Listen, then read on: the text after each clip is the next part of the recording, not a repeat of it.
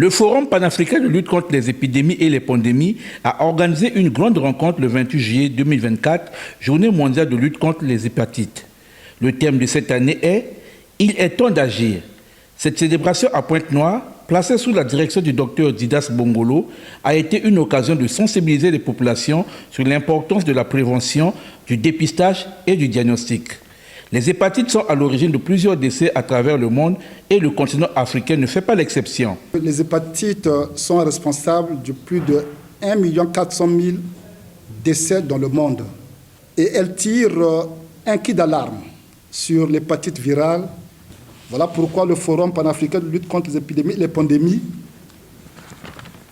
en tant qu'organisation de la société civile panafricaine, a jugé utile d'agir maintenant. Car justement, la situation en Afrique est fortement préoccupante, voire alarmante. 80% des personnes infectées par cette maladie vivent en Afrique. On y note plus de 100 000 décès par an, alors que le traitement est disponible. Selon l'Organisation mondiale de la santé, plus de 300 millions de personnes sont atteintes par les hépatites virales. Et le Forum panafricain de lutte contre les épidémies et les pandémies pense que la sensibilisation des femmes est plus que impérieuse. Notre action d'aujourd'hui, nous, Forum panafricain de lutte contre les épidémies et les pandémies, vise à sensibiliser, à informer les jeunes mères, car le 31 juillet est la journée panafricaine des femmes. Et le thème de cette année, c'est investir sur les femmes. Au cours de cette rencontre, le docteur Keke, principal exposant de la journée, a fait la présentation de cette maladie.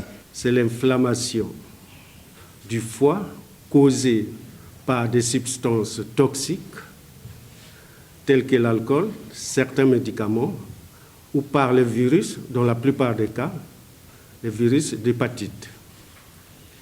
Donc, nous avons là deux types d'hépatites. Les hépatites toxiques, qui sont causées par l'alcool et l'utilisation de certains médicaments. À ce jour, on a identifié 5 qui sont responsables des hépatites. Il y a le virus A, il y a le virus B, le virus C, le virus D et E. L'historique de ces virus, de 60 à 70, on a découvert les deux types de virus, le virus A et le virus B. À ce stade, les autres types d'hépatites étaient considérés comme hépatites non A et hépatite non B. Dans les années 70, 89-70, on a découvert les virus de l'hépatite D et E.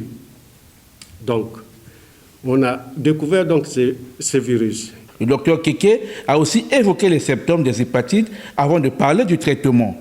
Les personnes infectées peuvent paraître asymptomatiques. Il n'y a pas de symptômes, mais ils peuvent transmettre la maladie. Lorsqu'il y a des symptômes, c'est après une certaine période d'incubation. Donc cette période varie selon le virus. Nous avons par exemple pour l'hépatite A, elle est de 15 à 50 jours, avec une moyenne de 28 jours. Donc, c'est au bout de cette période que les symptômes apparaissent. Mais avant que ces symptômes apparaissent, ils peuvent transmettre. Pour l'hépatite B, cette période va de 1 à 6 mois, avec une moyenne de 2 à 3 mois. Pour l'hépatite C, elle est de 2 à 6 mois, de 2 semaines à 6 mois, avec une moyenne de 6 à 9 semaines. C'est le plus important. Mais quels sont les symptômes de l'hépatite? Ces symptômes s'apparentent aux symptômes d'une grippe. Vous avez la fatigue, vous avez l'anorexie, vous avez des troubles dyspeptiques. J'ai cité les nausées, vomissements. On peut avoir mal au ventre. Vous avez la fièvre, vous avez la diarrhée, vous avez la peau et le blanc des yeux jaune. C'est ce qu'on appelle jaunisse ici et ictère. les selles sont pâles, les urines sont foncées. En réalité, certaines personnes, les personnes qui sont en forme, les personnes qui sont en bonne santé, peuvent chasser tous ces virus sans médicaments. C'est ce qu'on appelle immunisation. Donc, dans la majorité des cas, les infections par les virus de l'hépatite A et B guérissent d'elles-mêmes dans les délais qui varient selon le type du virus. 2 mois pour l'hépatite A et moins de 6 mois pour l'hépatite B. Ça veut dire quoi, guérir tout seul? Ça veut dire que l'organisme se défend et produit des anticorps qui vont lutter contre ces virus, qui vont débarrasser ce virus de l'organisme. Donc, en ce moment, on dit qu'on devient immunisé. Comment se fait la transmission de cette maladie? Par la consommation d'eau et d'aliments souillés, c'est-à-dire des aliments contaminés. Le contact avec les objets souillés, les objets qui sont contaminés. Vous avez le contact de la bouche avec l'anus, ça je vais vous expliquer. Partage des jouets sexuels et des drogues. Contact sexuel, vous avez des folies comme ça. Des folies comme ça. De la bouche, on prend la bouche, on passe à l'anus. Alors, c'est contaminé, ces selles-là sont souillées certainement, et vous pouvez prendre votre hépatite. Pour les hépatites B et C, vous avez les relations sexuelles, par le sang, et tous les fluides organiques.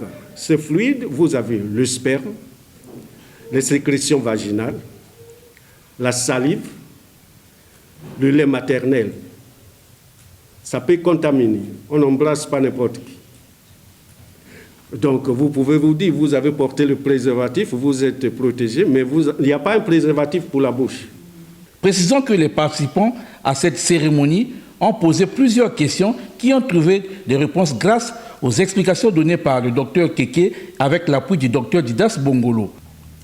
Je pense ici que le public que vous constituez est totalement informé sur la dangerosité de cette maladie